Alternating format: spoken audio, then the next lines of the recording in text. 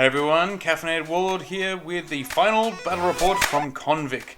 It's Undead versus Defense 6 Dwarfs.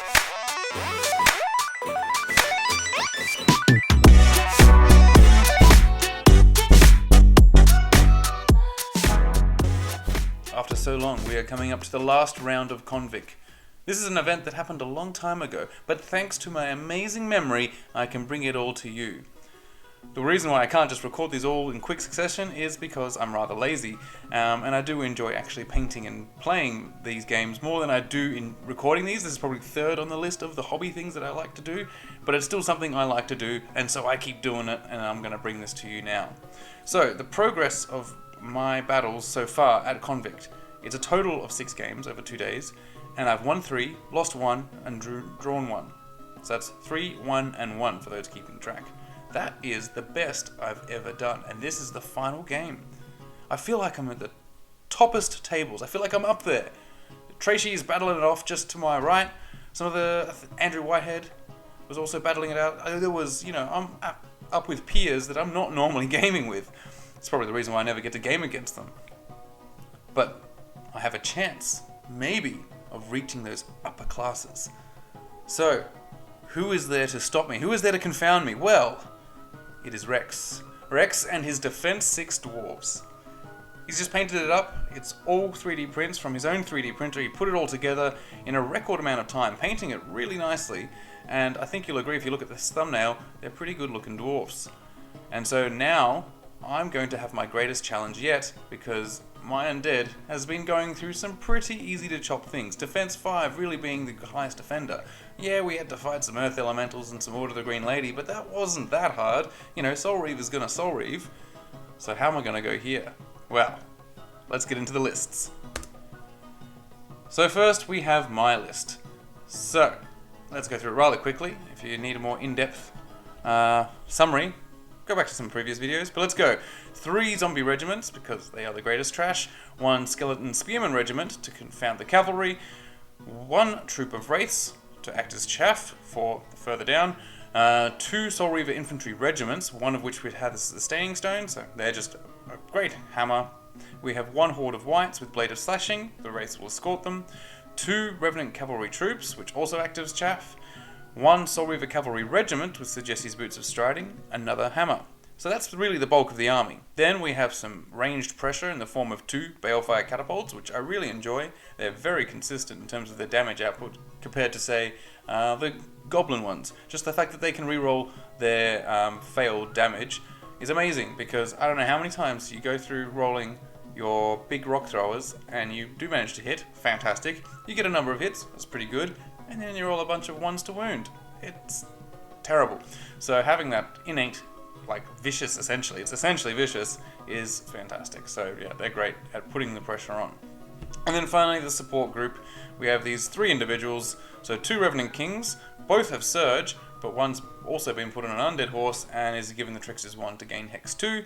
And then finally we have a Necromancer with the Inspiring Talisman, and he's rocking Heal 3 and Banechant 2, because I don't need more Surge, and having a Heal 3 is pretty good at getting rid of that chip damage that might occur to some of my more valuable units, such as the Soul Reaver Infantry.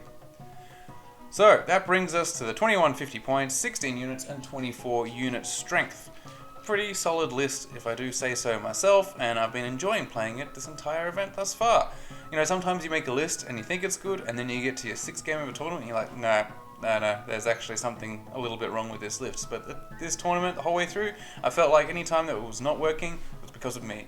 And so, that's a good feeling to have. It means I'm working with some good tools. And I mean, it's Undead, so, that's already good tools to begin with. So, what about these Defense 6 Dwarfs?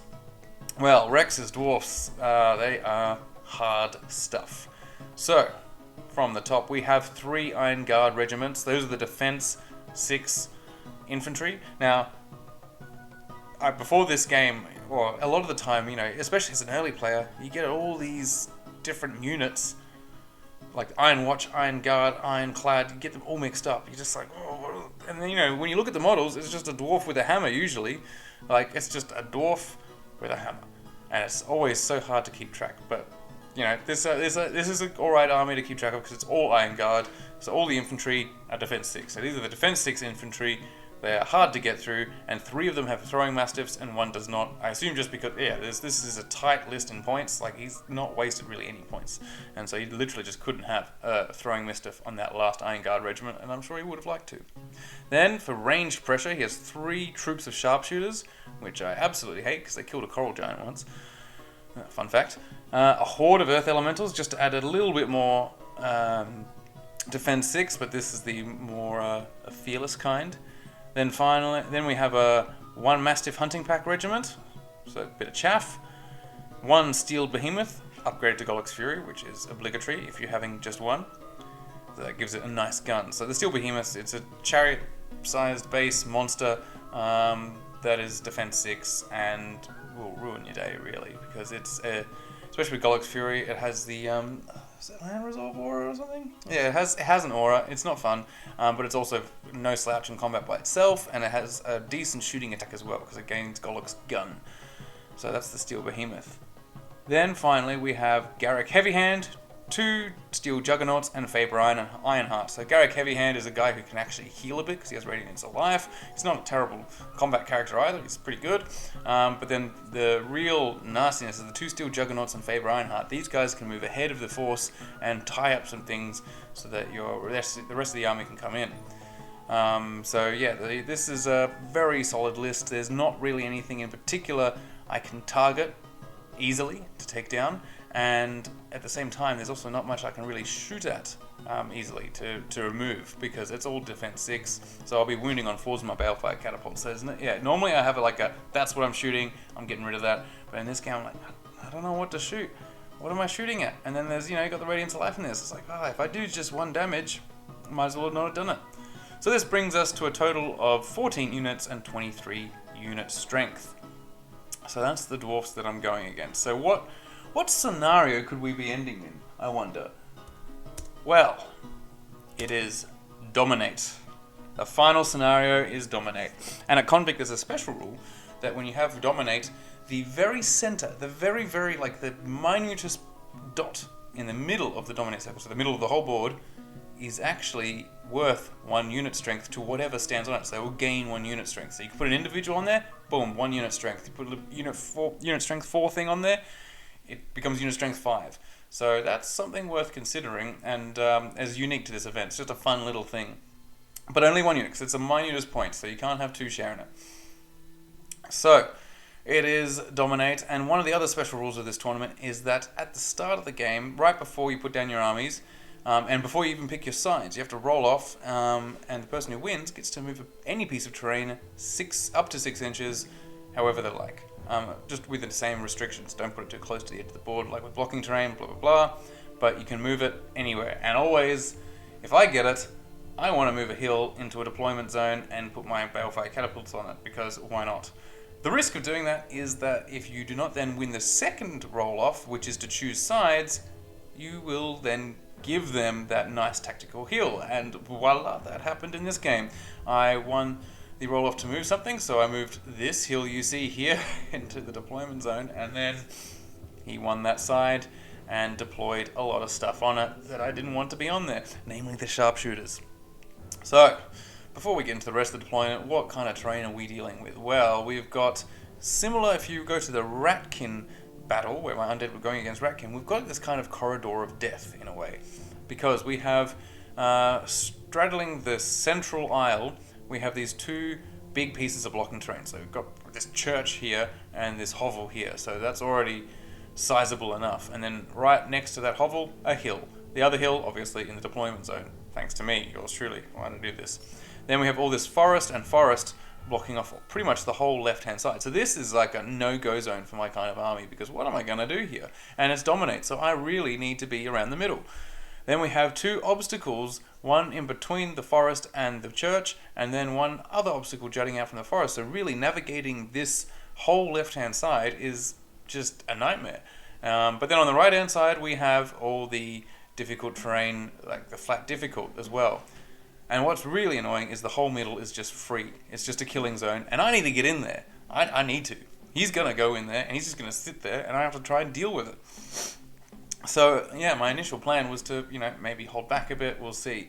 So I've deployed my army as follows. I have over here the Soul Reaver Cavalry. They have no chaff because I was like, well, he's got nothing that fast, so now I don't need to have anything screening them. So Soul Reaver Cavalry with the Wraiths right here. Yeah, I kind of put the Wraiths there because I saw the terrain and as a way to move them through and then maybe use their nimble to get into places that they can't normally get to. Because they got Strider as well, so it's all in fly, it's all that kind of useful stuff. So that was the plan here. And then I have the Trickster's Wand useless guy here because there's no Hex to be used in this battle, so that's a waste of points. But that's the guy on the horse here is the one with the banner. He has this cool banner.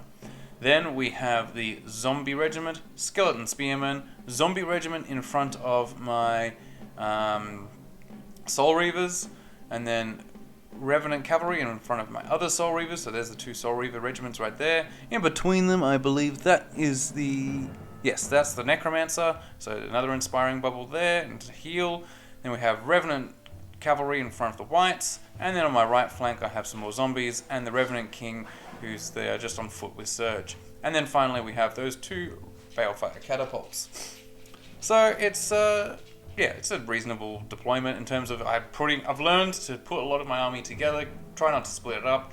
But unfortunately, in this kind of battle, I'm not really sure about the tactics. I do need to get into that center, but I'm not sure how to engage it in a suitable way, especially because I'm feeling the pressure of those sharpshooters already. I know, and they're going to hurt because they're on the hill. So he has deployed those 3 sharpshooters back here on the hill, which is... yeah, that's gonna hurt already. And then we have the Defense 6 wall. That's all. It is really all. This is Defense 6, apart from there's some dogs there. So Iron Guard, Earth Elementals, Iron Guard, Faber Ironheart, maybe. I'm gonna get those mixed up. Iron Guard, the dogs with then Golok's Fury behind, which is kind of this train. And then we have one of the Juggernauts and then another Iron Guard. I can't tell you which Iron Guard have the dogs or not. It doesn't really matter because they're going to throw them as soon as they can.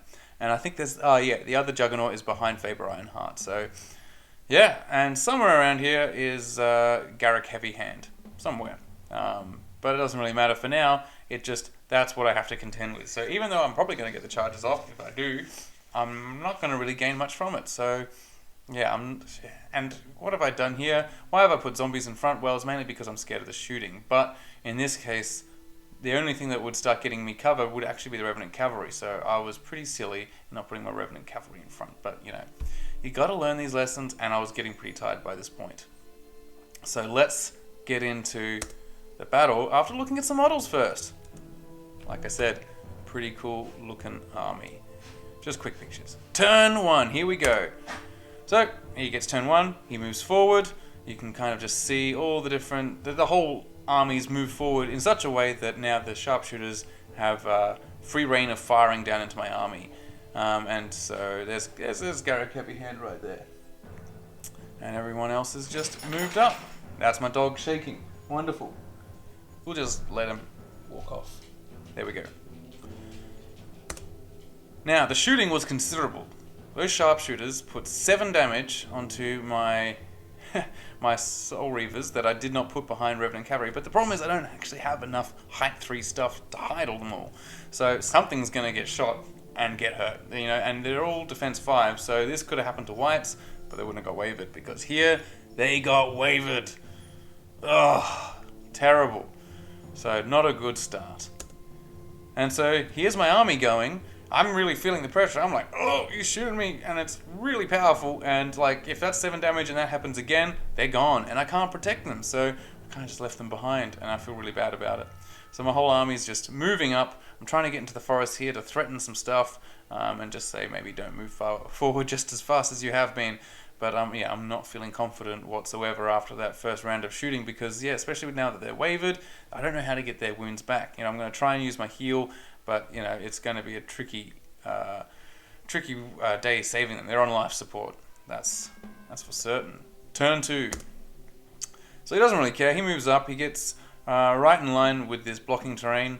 It's all just sitting there in one long flush line with Faber Ironheart slightly back. No, that's just normal Juggernaut. I think there's Faber Ironheart. He's got the open helm. So he's gone in because I think they have Wild Charge. Yeah, I definitely got in range.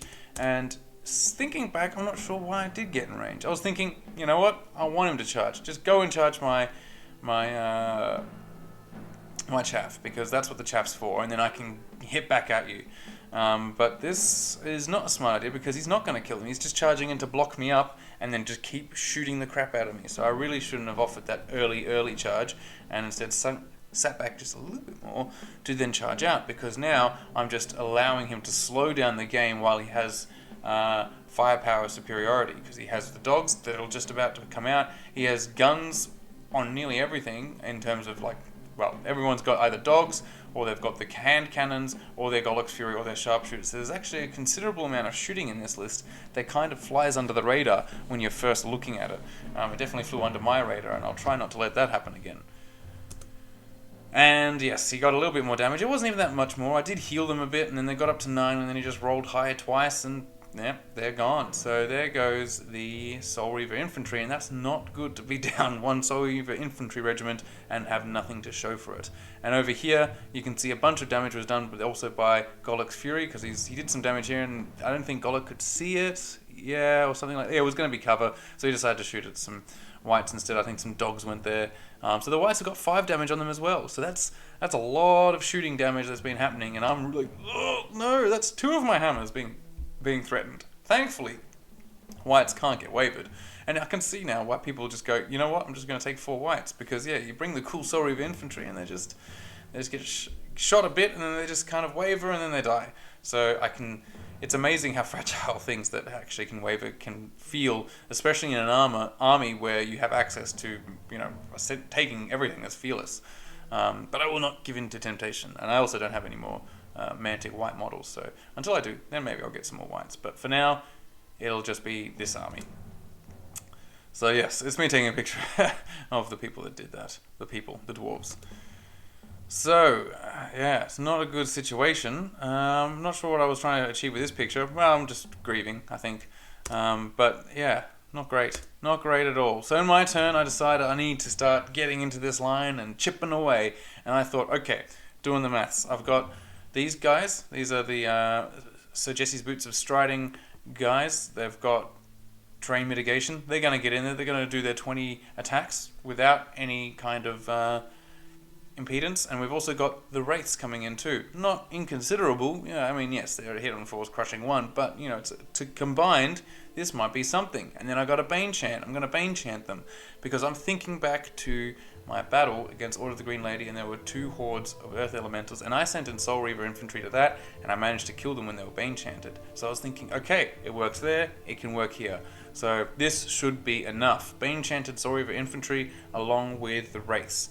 Let's do it and break a hole in this line, and that will then complicate things, and I'll be able to start taking control of the battle again. So that was the plan. Everything else is kind of just spreading around, but what I'm starting to realize is that the way I've set up my whole army, because obviously I was so petrified of getting sharpshooted, one of which just fell over. It's not dead, it just fell over. Because I'm trying to shoot these guys with the balefire catapults. I've realized that the sharpshooters are the perfect candidate for shooting, but I'm rolling really terribly now. So yeah, I have the potential to take out 1 a turn with balefire catapults, but yeah, you could just miss. So here, what I've got is the fact that I just can't see anything, because this height 3, his whole army, the maximum height is just Golux Fury. Everything else is height 3 and below, so I can't do anything. My Soul Reaver infantry here, they're stuck. And there's no way for them to declare a charge, and there's no way for them to see it, because he's such a tiny character. So, I'd have to sidestep 2 turns in order to maybe even see a little bit of him. So I'm a bit stuck, and my brain is not working well enough for me to figure out how to get out of it. I'm hiding my Necromancer here because I don't want any more dogs. I can't remember if there's still any dogs in these units, but dogs are very good for taking out Necromancers. So yeah, I'm kind of a bit stuck here. I'm bringing in zombies and spears over here, but that's not really going to help. So by the same token, I'm also trying to move the whites up onto the hill so that they can start to look down and threaten things. But at the same time, I am cognizant of the fact that they alone will not probably take out any defense 6 either. So it's a tricky situation. I really need to double charge something, but I have no way of getting them in there. And again, I'm reminded by the fact that, if you just take 2, 3, 4 whites, then you probably get to double charge something, because they can fly. They can always get over things, whereas it's hard to organize that double charge with, say, Soul Reavers in whites, you know, because I'm like a normal army here. So yeah, I can see the temptation, but I'm just trying to figure out a way, but my brain is starting to not work, and I'm sidestepping a bit. I don't know what to do with the Soul Reaver infantry here, because I'm just, if I feel like sidestepping them out, they're just going to get shot, whereas right here, at least they're getting cover. So the height 3 is conferring some cover to these height, now 5, on the hill dwarves. So if I shuffle out and start getting out a bit too much more, then I will start getting shot really hard. And I know what that does, and it's scarred me so much. So here we go, we're flying in, we're getting some damage done. Will I take a picture? I'm just moving around. Come on, picture. No. Oh well. Okay, so I think what we're seeing over here, that was the damage counters. But yeah, so I did get the Bane Chant off, but I did not manage to break them at all. I don't think I've even got that close, so that was very disappointing. Turn 3. So with turn 3, I'm getting double charged here by both the Earth Elementals and the Iron Guard, which thankfully, so this is after combats, they only did 6 damage, so it's actually quite a middling amount, so that's pretty good. But the Wraiths easily got taken down, because if we take a look here, that inviting a flank charge and a flank, oh no, I think it was just front and there was a flank from the Juggernaut, so that easily took down my Wraiths. So the Wraiths are gone, which is definitely something I didn't expect, but also I didn't expect them to be still stuck there. I was hoping to break through these Earth Elementals, as somehow they might have been the weak spot in the link, and unfortunately they were not. And over here, now the armies are getting stuck in, and it's just Iron Guard, so they're not going to smash through them by any means, and I've managed to kill the dogs, which is pretty cool. But yeah, the Revenant Cavalry are now taking the next wave, the Defense 6 wave, and yeah, these zombies and these Revenant Cavalry are not getting through anytime soon, and I don't know how to now get these whites in, because the way I've set it up, I haven't allowed them to actually jump over things, and Rex is doing a great job of making sure I can't just jump. He's making sure that there's no real gaps for my whites to land and charge off, and so I'm having a tricky time right here, and he's taking full advantage of it and being a very good dwarf player. So yes, over here, not much damage, and yeah, what am I going to do? Get shot at, apparently. So now it's 6 damage on the whites, which, you know, is just weighing more on my head. The Revenant Cavalry have taken a bit of damage too in the combats, but they're holding alright. So in my turn, so now this is my turn 3, I've decided I need to get in there, and so I engineered a fantastic plan. So let's go from left to right. So it's not much of a plan, it's desperation, but I've countercharged these Earth Elementals to put some damage into them with my Soul Reaver Cavalry. So the countercharge, they'll just have a crush 1, but, you know, 20 attacks, hitting on 3s, should do something. So that's what I'm hoping there. I have the zombies, I've moved them up, and I'm going to flank surge them into the oh, I forgot his name, the Juggernaut, thinking that this is a good idea. And it kind of is. I mean, it attacks weight of numbers, but it's really just going to use up my clock, because, you know, they're hitting on 5s, and they are no crushing, so it's defense 6. So, well, maybe some damage would get in there. And I've also got the Revenant Cavalry in the front, so I've got to try. While these Soul Reavers are still just stuck here, and I'm kind of almost like petrified of how I should use them, and they can't get in anywhere. So yeah, it's not a great situation. And I have also these zombies, so they were in combat here, and so what I had to do a withdraw, because we are using the withdraw with the -1, and so then they charged along with the Revenant Cavalry here, so they're in the flank. So I've got 2 flank charges with zombies. I'm like, alright, come on, at least I'm rolling dice. But they're not Bane Chanted, they're not anything, so we'll just see how effective this is going to be. I do think I will get a Bane Chant on something, because I want to try and get some damage in, but we'll see. But what that did allow me to do, really, was getting these guys out of the way, so that the whites could just charge right in and occupy this gap. So the whites are going into the Defense 6 Iron Guard to hopefully break them. But they are on 6 damage, so we'll see how they can then survive the counter-attack, because there's still 1 more Juggernaut and Golok's Fury waiting for them. So yeah, there's Faber Ironheart's just still, oh no, Garrick Heavy Hand, that's him, hanging out over there. We've got 1 Iron Guard on the loose, another Juggernaut, and then there's still the 3 Sharpshooters, which I'm slowly doing some damage to, but far too slowly with my Balefire Catapults. But having just said that, I managed to kill 1, so that takes off the pressure just a little bit, but a lot of my army is now quite damaged, so even 2 is still a major threat. Turn 4, well, I guess we'll just have to see what died afterwards. There we go. So, turn 4, yeah, a lot of stuff is... So this is pretty much the end of Rex's turn 4, right? So I managed to kill... did I kill the Iron Guard there? No. So these Iron Guard are now flanking into my zombies, with these Iron Guard going into the front. You can see my flanking zombies here are gone. They're killed by his Iron Guard and Juggernaut. So I really shouldn't have surged them in at all. I should have just had them sit there and be like, you come and kill me. And that's really where I've been not doing great. I've been trying to rely on zombies to do some damage, when really I should just have them sit back and just sit in the dominate zone and just be unit strength while the rest of my army tries to kill anything of his, and I just keep my really crappy stuff just to sit there. I shouldn't have been throwing it away because I should have just kept it. That's the most value that they are, is their unit strength, not their chaffness. I was playing this as if it was like a token game or something, where the units themselves perhaps don't matter, but these ones do. And so, yeah, it's all kinds of stacks on. So the whites are gone. I think, yeah, they just didn't do quite enough damage. You can see the damage counter there. They got damage back with the Ʇᴘ Fury. So, yeah, it's not looking grand, because he still has all his Iron Guard. And at least my Soul Reavers are undamaged. But they are now the only hammer left, because the Earth Elementals combined with the Iron Guard got through the Soul Reaver cavalry, leaving it all just open to come in and dominate the dominate circle. So that's not good. And you know what's a bad sign? When he realizes he doesn't need to shoot that much, and he's better off just moving his sharpshooters in to add his unit strength, because that's it, sealing the deal. He's like, yep, that's it, time to get maximum unit strength in. So not a good sign at all. So yeah, there's the choo-choo train, who managed to do 13 damage. So yeah, it rolled very well, because it hits on 4s. It's not that reliable, but it did a good job. And yes, that's the decimated Soul Reaver cavalry there. So it's the one thing that's holding are my Revenant cavalry. Look at them. They are really holding it together. They're getting their life leech. These guys aren't doing much damage. So it's just like, yeah, okay, cool. But unfortunately, it's not the part I wanted to evaporate the fastest, so I could let my army to get in. And so, yeah, I didn't play this one correctly. I really should have just used... I was a bit scared of also the throwing mastiffs going into my units, but... Yeah, I need cover, but also the Revenant Cavalry get in the way. Really what I should have done is, right like I said at the start, not had the Revenant Cavalry in range of these Juggernauts to pin them down, and instead have them just out of range, and then charge off in different directions while also having the stuff behind in range to charge. So that's what I should have done. But, you live and learn, and so next time I go against these Defense 6 Dwarves, I feel like I'll be slightly more prepared. They're moving up.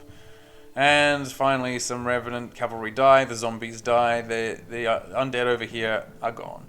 So there's these Iron Guard ready to go, and only one Revenant King to hold them back. So in my turn, well, I managed to get the Soul Reaver Infantry into something. So finally, I'm getting to roll some decent dice. They're going into the into the Iron Guard. So at least one Iron Guard regiment may die. So I'll have that to my name. Turn 5. Did I not take a picture? I did! I killed him! Fantastic. And then I turned to just only get charged by perhaps a few things. So we'll see how I can hold up. But I did manage to kill them, and I'm very excited about that. But now it is his turn. And so he double charges the triple charges, because there's Garrick Heavy Hand into my Skeleton Spearman. We've got a double charge into these Revenant Cavalry with, that's Faber Ironheart and the Iron Guard. And everything else is just kind of trying to get in the way of these Soul Reaver infantry, because they're still dangerous. He's shooting at them. He's thinking he can shoot them off, but he's only managed to do 4 damage, because his shooting has now dwindled somewhat. And I am trying to disorder these sharpshooters with my Revenant King on a horse. So he's gone off on a mission, but he's only got 3 attacks, so we'll see how he goes. But yeah, a bit more shooting piles in. So when we have Ʇᴘ Fury, we have hand cannons, and then 1 sharpshooters. That's still enough to do 10 damage, and removes my poor Soul Reaver infantry. So both my Soul Reaver infantry units were just shot off. So brutal.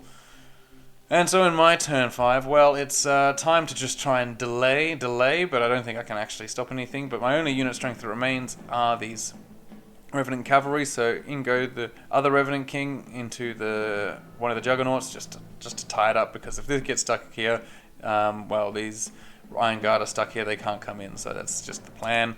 And it's now turn 6. The plan didn't work. No, it did. I'm just now really trying hard to kill at least one of these sharpshooter units with both my individuals, but they just can't. I'm really 3 attacks each of them, crushing one. It's just not enough to pile on the wounds. I'm really struggling to kill sharpshooters, and my ranged attack, I think I managed to kill another Iron Guard regiment with some really spiky ranged attacks from my Balefire catapults, so that's why one of them are gone.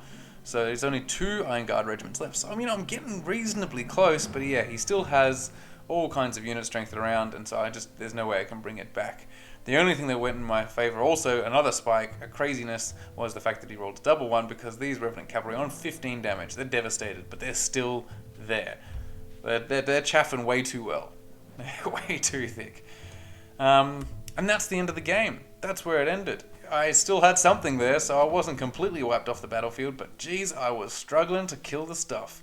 And this is a pretty killy list, right? So, obviously I didn't bring it all to bear in the correct fashion, and that's what was my undoing. So, were I to try again, I would definitely try and stagger the waves and dictate the charges myself, because I can dictate the charges. Why am I letting, these Juggernauts get into range? I can't remember at the time if I remembered they had wild charge or not, and if I just knowingly went into range, or if I thought it would be fine, that getting charged by one would be alright, but it wouldn't tie up my whole army. But it did. It tied up my whole army, and that had the consequences that you saw there. So how it might have fared if I did have free reign to charge what I wanted, well, that's who knows, because it is hard to get those double charges off when you have these different speed units. You've got your Soul Reaver infantry, you've got the Whites, and you've got the Soul Reaver cavalry. I can see why sometimes it's better to just spam one of any kind, Whites, Soul Reaver, whatever you want to spam. That way you at least know you don't have to try and think too hard of like, okay, can I double charge? Because if that unit's next to that unit and one can charge, chances are the other one can. You don't have to try and time things together. And I found that was confounding my whole battle plan. Putting zombies in front of Soul Reaver infantry did not work. I won't do that again. Either they should get some chaff, or they should get nothing, and they should be running free. And either way, they get shot off, right? So that's just what I'm learning. But otherwise, it was still a very pleasant game against Rex. He's a good person to play against, and it was fantastic to see his painted army running around.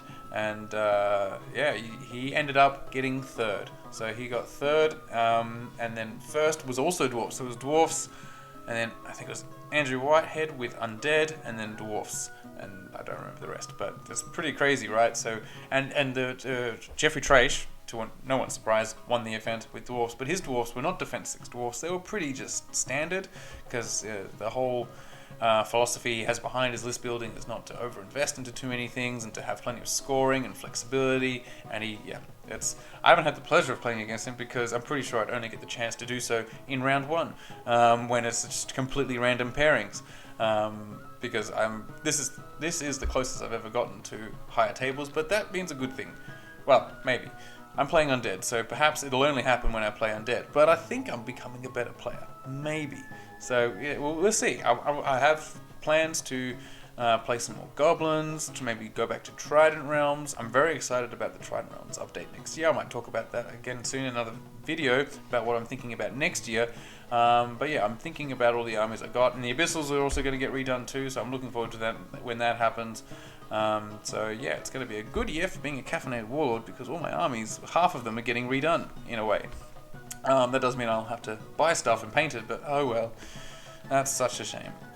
But anyway, so it was 2 losses. So 3 wins, 2 losses, 1 draw. Not bad at all. That's the best I've done so far. And I had a grand old time the whole time. I didn't feel quite as exhausted as I did the previous year doing ConVic. Maybe it was just, I felt like I was more in charge of the rules, maybe more in charge of my army. I guess Undead compared to Goblins is a big difference, because the Goblins, there's a lot of extra rolls that go into it. Like the Balefire catapults are the most annoying thing to roll here.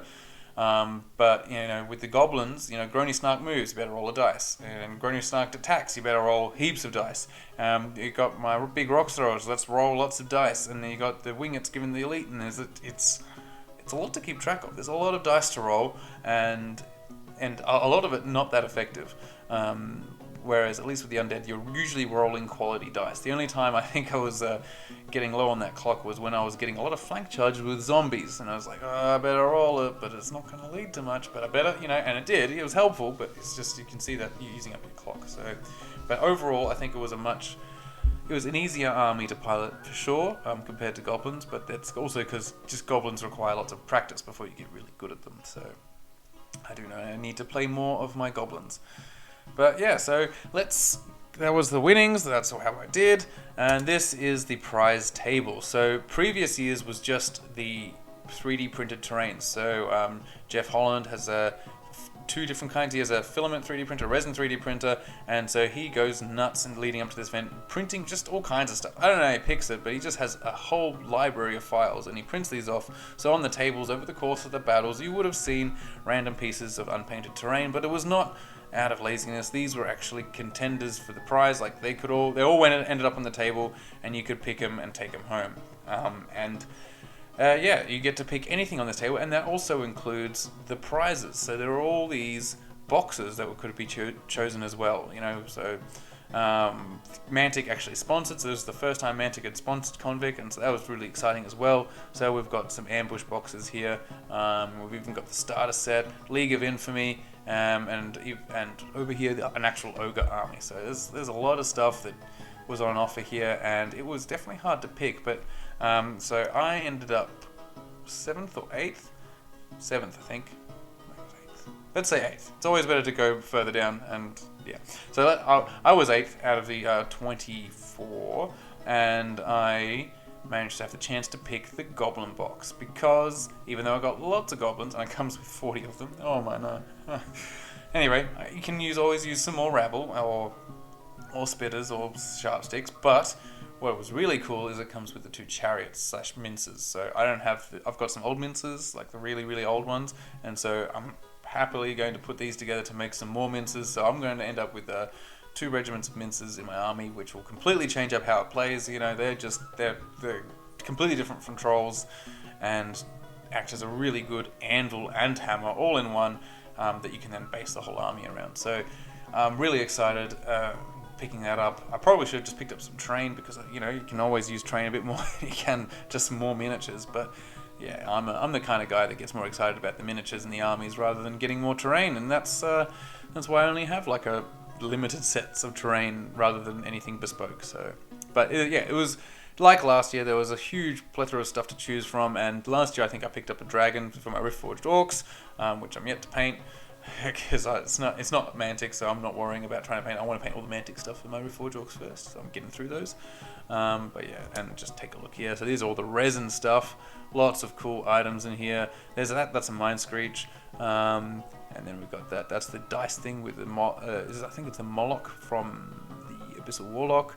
Demons, things that look like Be'lakor, but not off-brand Be'lakor, like you got them on Wish. Giants, and there's some cool kind of demon guys down here, or like big warriors. And it was a Scott Marshall, the guy I went against, who was using some guys that looked like this for his trolls, got them so he could actually get another horde of zombie trolls, because I think he really liked how his zombie trolls went. Even though he tried not to be in the shambling business, he ended up falling to it anyway. So all kinds of cool models in here, and very good quality printing, and I think everyone's just very happy walking away with some cool stuff. But yeah, I got the goblin box, and I've never had an ambush box before, so I'm pretty excited about getting that. So yeah, it was overall fantastic event. The lunch was fantastic. There was lunch included, and we had the leftovers the next day, so we still didn't need to actually go out to McDonald's, which is great. I mean, that's the real good story. None of us had to go to McDonald's to eat terrible food. We got to have nice barbecued food that was barbecued by Jeff's dad,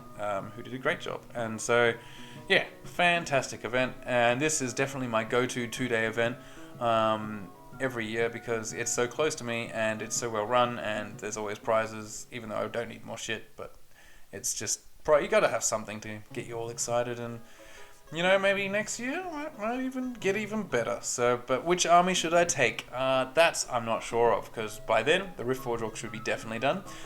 The Trident Realms should have been redone by Mantic, so I could go Trident Realms, who knows. and I could go full goblins once more, or go back to the undead. But that would require what I've got for undead is literally that's the army plus werewolves.